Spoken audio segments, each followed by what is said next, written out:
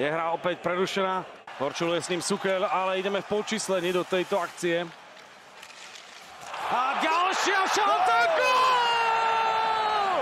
Miloš Keleben otvára. Teraz naša šanca 2-1. Tatar, Hudáček, Tatar, Hudáček, gól! Libor Hudáček dáva gól! Ale Američania majú púga, Lavaj kryje, ale už dorážka Boldyho končí v našej bráne. Prestrel všetko, čo mu stalo v ceste. Myslím si, že všetci sme čakali tú prvú šancu, keď Slavkovský a myslím, že s Pospíšilom mali šancu 2-0 tam. Pospíšil vytvára si pozíciu, stále Martin Pospíšil prehadzuje si okejku s veľkým stoickým pokojom, to zvládol.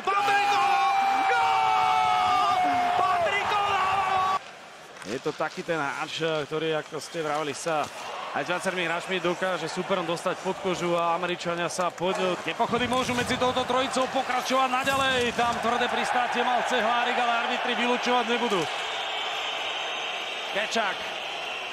Farabee po jeho ľavici, stále Brady Kečak. Chasi vykúpal a dáva gól. Liogio si ide solo. Zakončuje gólovo vyrovnané 4-4. Toto sa stať nemuselo. Ak by sme dokázali rozlet Ľuka Husa zastaviť už dávno. Vyhrávka na Klemena nie, ale na Šimona Nemca. Áno, ten mine ešte dorážka Pospíšila, ktorá mohla prísť. Šimon Nemec na osi. Teď gól!